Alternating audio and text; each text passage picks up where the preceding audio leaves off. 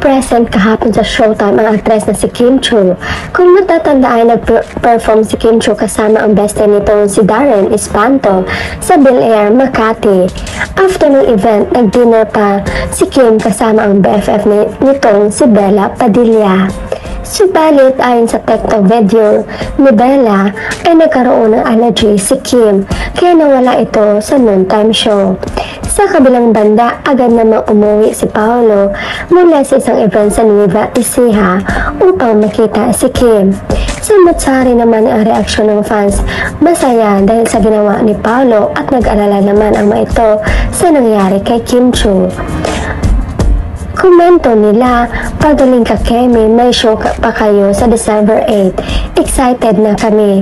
Nag-alala for sure si Papi kaya nagmamadali umuwi para sunduin at alagaan si Mami. Kaya nga tahimik sila ngayong araw, baka binantayan ni Pao si Kemi. Napagod, siguro siya.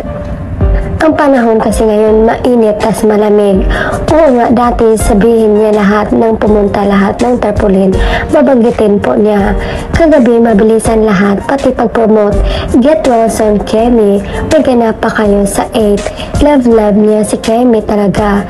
Kim Pao, bait naman talaga. Siguro yun yung time na may binasa si Pao sa sipin niya habang nagsushow.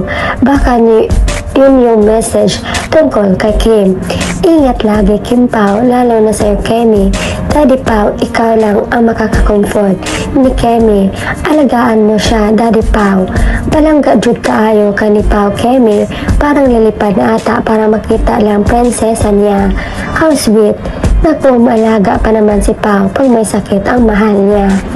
Pao, natural lang naman na mag-alala kasi siya mahal niya. Pareho sila hindi nag-attend ng awarding sa Anak TV kasi binantayan siguro ni Paolo si Kim. Hindi siguro siya umalis sa tabi ni Kim.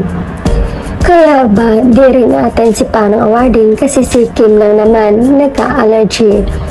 Siyempre alagaan si Babe. Pwede naman kasi si Pao na mag-attend at siya rin kumuha ng award ni Kim. Napapalata tuloy. Alam mo namang love na love si Babe.